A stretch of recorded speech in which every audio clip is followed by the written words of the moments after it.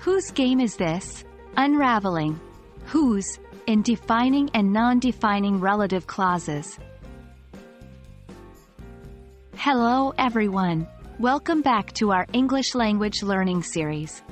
Today, we're going to tackle a fascinating topic. Whose, in defining and non-defining relative clauses. Understanding how to use whose correctly can significantly improve your English conversations and writing skills. Let's get started. Just as a quick reminder, whose is a question word we use in English to ask about possession. For instance, you might ask, "Whose book is this?" when you want to find out who owns a book.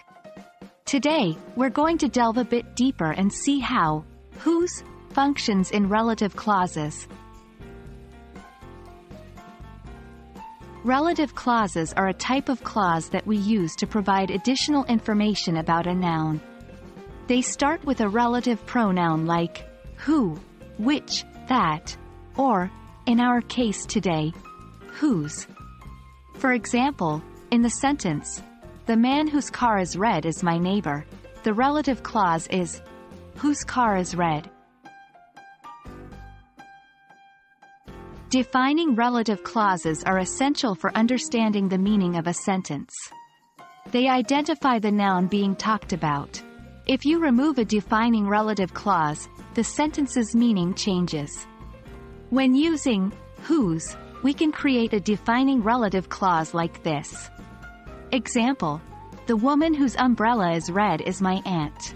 In this sentence, "whose umbrella is red" is a defining relative clause.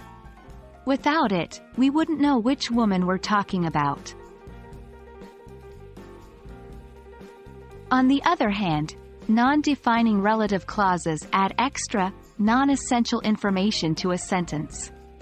This information can be removed without changing the sentence's overall meaning, and these clauses are usually set off by commas. Example: "My friend, whose brother works at the cinema, managed to get us free tickets."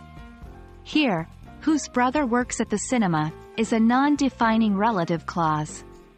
Even if we take it out, we still know that my friend managed to get us free tickets. The clause just provides some additional information about my friend.